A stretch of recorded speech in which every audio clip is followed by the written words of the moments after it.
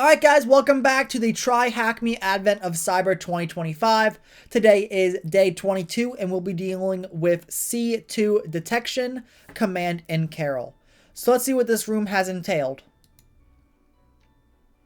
Alright, so we're going to explore how to analyze a large PCAP and extract valuable information. This is a 60-minute room and it should be a medium difficulty as well. So let's see what the story is for today.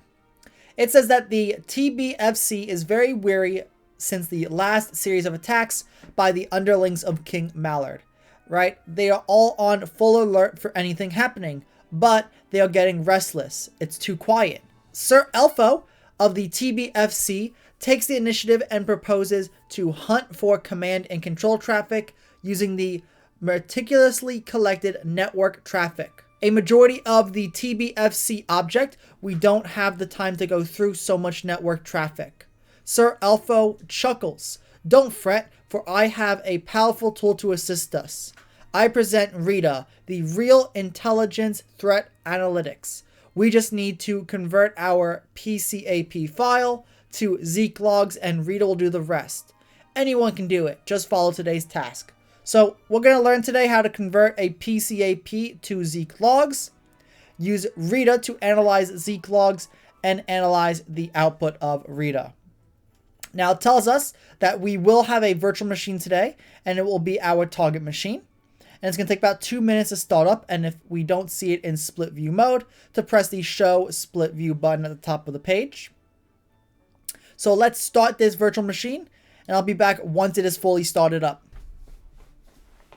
Alright, so it looks like our virtual machine has started, so we're going to answer the question just stating that our target machine has been started. So let's check that off. Alright, so let's deal with task 2, detecting C2 with Rita. So, the magic of Rita. Real Intelligence Threat Analytics. Rita is an open source framework created by Active Countermeasures. Its core functionality is to detect command and control, C2, communication, by analyzing network traffic captures and logs. The primary features of it is a C2 beacon detector, DNS tunneling detection, long connection detection, data exfiltration detection, checking threat intel feeds, score connections by severity, show the number of hosts communicating with a specific external IP, and show the date time when the external host was first seen on the network. Now, what's the magic behind Rita, right? Well, the magic is that it is analytics, right? It correlates several captured fields, including IP addresses, ports, timestamps, and connection durations, among others. Based on the normalized and the correlated data sets, Rita runs several analytic modules collecting information like the periodic connection intervals, the excessive number of DNS queries, the long FQDN, the fully qualified domain name, the random subdomains, the volume of data over time over HTTPS Hypertext Transfer Protocol Secure, DNS domain name services or non-standard ports, self-signed or short-lived certificates, and known malicious IPs by cross-referencing with public threat intel feeds or block lists. Now, Rita only accepts network traffic inputs as Zeek logs. Now, Zeek is an open source network security monitoring tool, NSM. Zeek is not a firewall or an IPS/IDS. It does not use signatures or specific rules to take action. It simply observes network traffic via configured span ports used to copy traffic from one port to another for monitoring, physical network taps, or imported packet captures in the PCAP format. Now, Zeek then will analyze and convert this input into a structured, enriched output.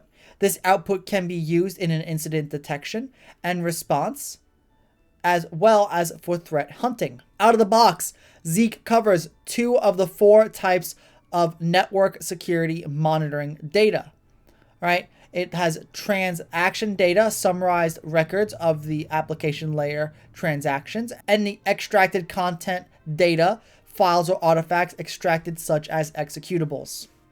Alright, so let's talk about PCAP, I convert ye Zeek logs. So let's get started. A neat feature of Zeek is that it can convert packets captured, PCAP, into structured logs. If you haven't yet done so, open the VM and start a terminal. All right, so let's start this terminal.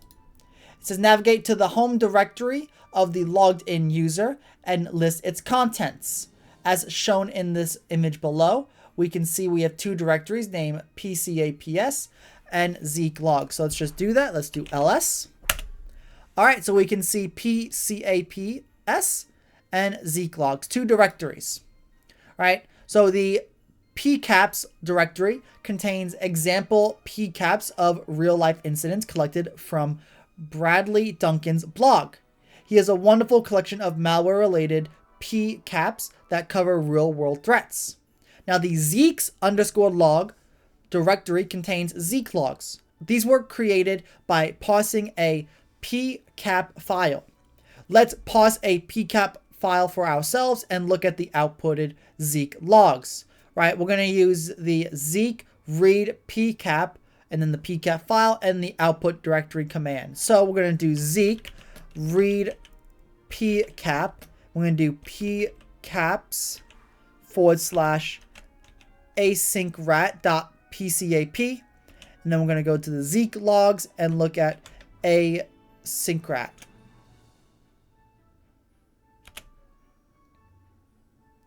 Let's press enter and see what it does. All right, it said it's on the Zeek Docker container, and it's going to save this to that directory. All right, and now it wants us to examine the logs created. So we're going to navigate to the directory of the async_rat and list its contents. So we're going to do cd /home/ubuntu /Zeek logs /async_rat. And we're going to do ls to list directories after we change directories. All right, so we should be able to see now there's different Zeek logs that were generated. For using Rita, we don't really need to know what are in these logs, although the names are quite self-descriptive. However, if you're interested, you can use cat to examine their contents. It says you can find more information at the docs.zeek.org masterlogsindex.html if you want detailed description. Now let's talk about analyzing this with Rita. All right, so now that we have prepared the Zeek logs, we can import them into Rita and unleash its analytics. We're going to enter the command Rita import -- logs and then the tilde / Zeek logs async_rat, and then we're going to do --database async_rat. This is going to parse and analyze the imported logs. Right, so let's click enter. All right, so we can see that it has finished sifting through everything. It says now that Rita has parsed and analyzed our data, we can view the results by entering the command Rita view and the database name. So this name is async_rat. So async_rat. It does say note, it's important to consider the data set size. Larger data sets will provide more insights than smaller ones. Smaller data sets are more prone to false positives. The one we are using is rather small, but it contains sufficient data for an initial usable result. So after we go and type in the Rita view async_rat, right, we're going to see a structured terminal window with the results as shown, just like the image here. Let's make that bigger so we can see our results.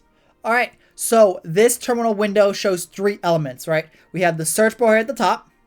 We have the results pane in the middle and the details pane on the right side, which we quite can't see, but we have an example here what it looks like.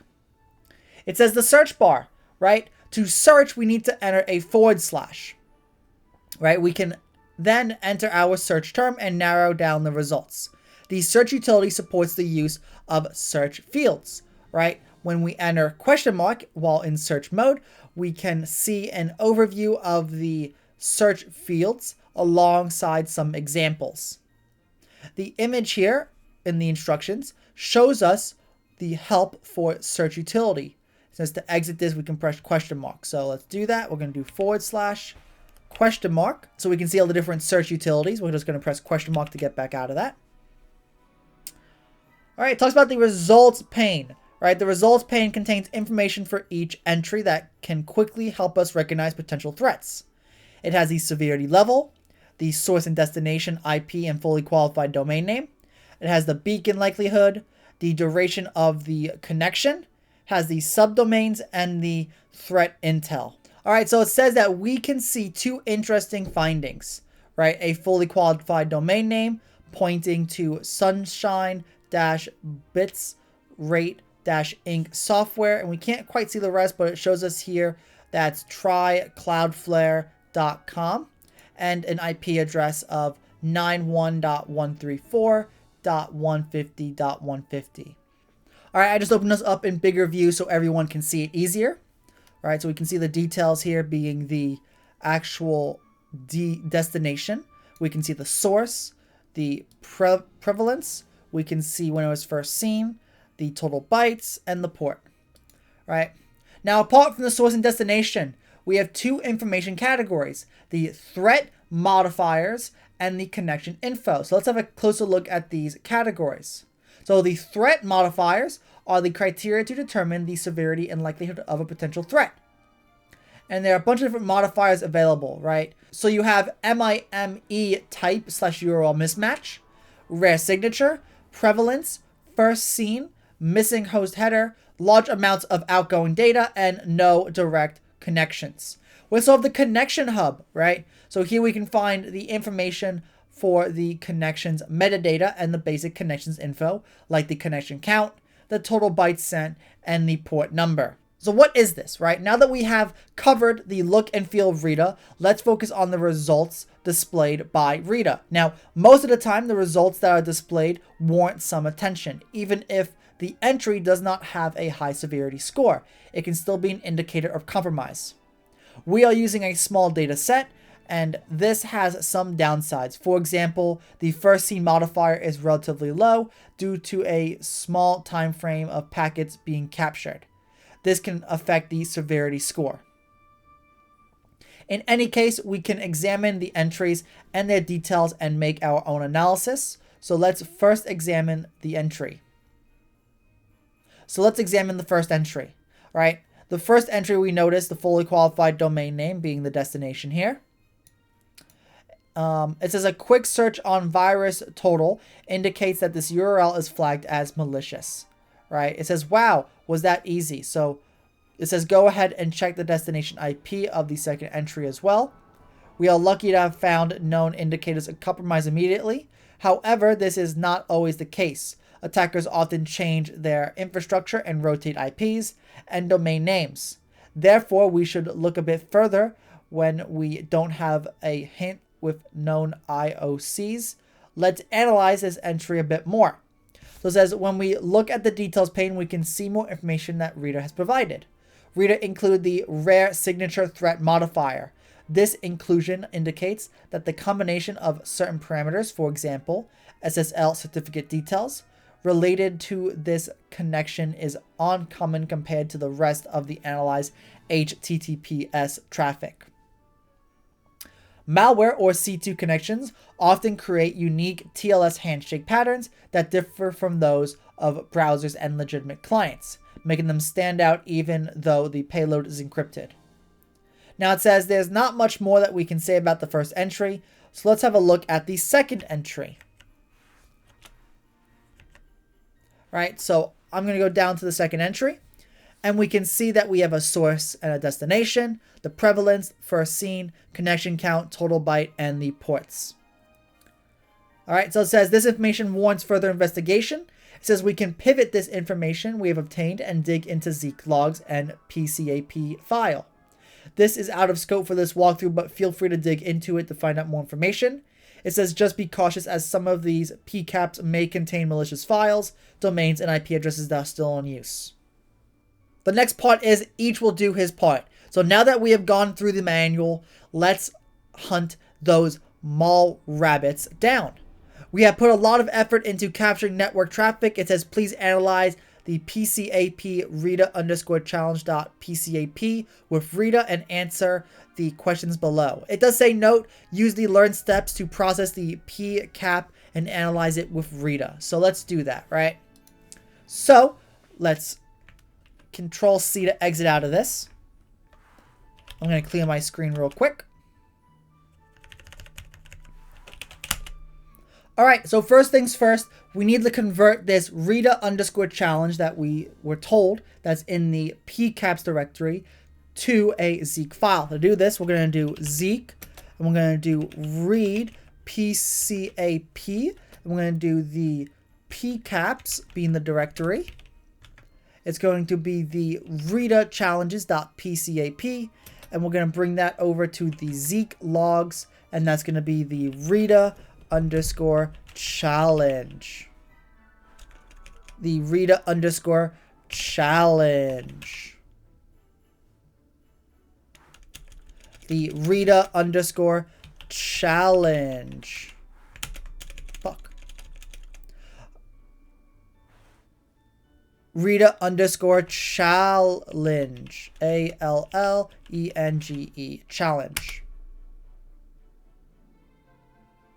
Alright, so that's going to convert it. Next thing we're going to want to do is we're going to actually want to CD and list the directories in that. So we're going to CD into the /Zeek. So now we're going to want to CD into that directory, make sure it's actually there. So we're going to CD into Zeek logs, into Rita challenges, and we're going to do NNLS to list directories. All right, now that we have converted our PCAP file to a Zeek file, now we want to import this into Rita. So we're going to do Rita import --logs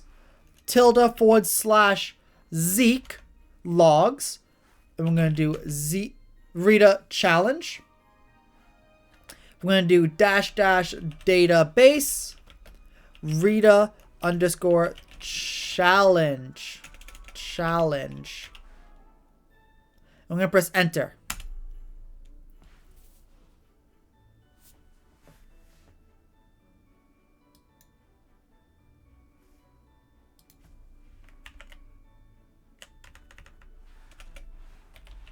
Alright, I spelled that a little wrong. Make sure you spell everything correct. I spelled database wrong, so let's redo that command again.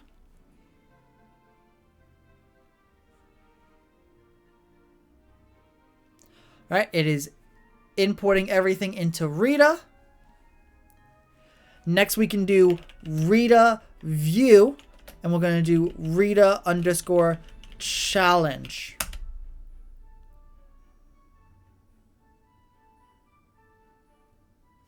Alright, so let's go and see what the questions are.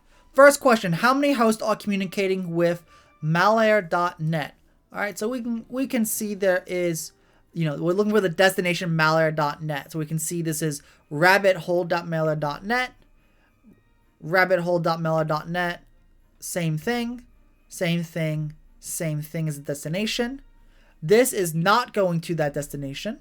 This one is, and this one isn't. So we have 1, 2, 3, 4, 5, 6. So the answer for this first question is 6. The next question says, which threat modifier tells us the number of hosts communicating to a certain destination? Well, let's look for that, all right? So we know that number is from the prevalence, right? All right, so that's what we're going to type. We're going to type prevalence, PREVALANCE, prevalence.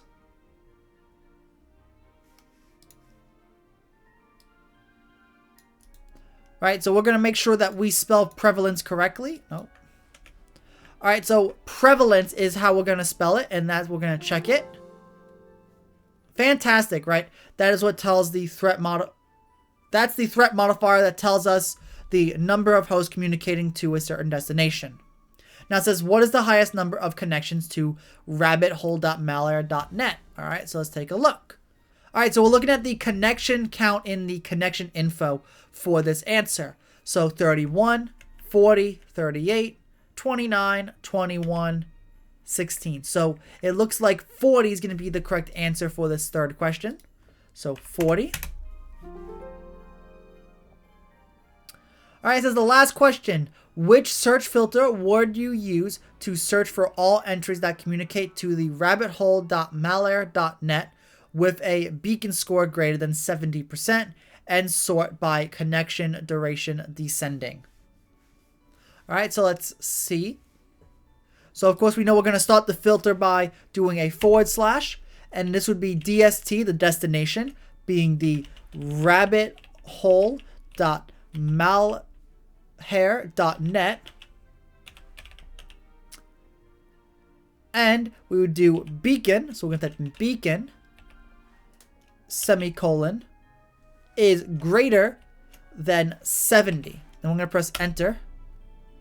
And we see we got 3 results, right? And what it's asking what our filter would be. All right, so we started that being the dest rabbithole.malware.net beacon. To continue this, we would do sort. So we're going to sort with the duration dash descript. All right. So we can see this is the full command. All right. I did my search result a little bad. It's actually supposed to be greater than or equal to 70. So make sure that is greater than or equal to 70 is the beacon. And then press enter. All right. So we're going to write that out instead of copying it because it kept messing up. So it's going to be DST semicolon rabbit with 2 B's hole .malware.net. It's then going to be beacon is going to be greater than or equal to 70, and we're going to sort by the duration dash desk, DESC. Let's check that off.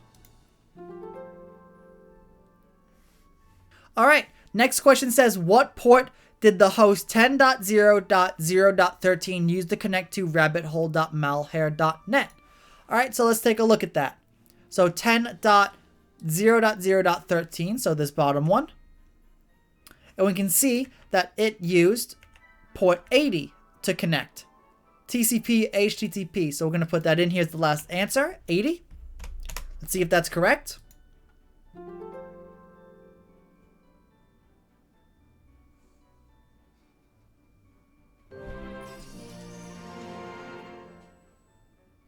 Alright guys, congratulations on completing the C2 detection command and KO room. It didn't take us that long to complete. It was only a medium difficulty room. Please join me back here for day number 23 as we get closer to Christmas. Alright, I'll see you guys in the next video. Don't forget to like, subscribe, and hit that notification bell so you never miss an update. Thank you for watching, and I will see you in the next video.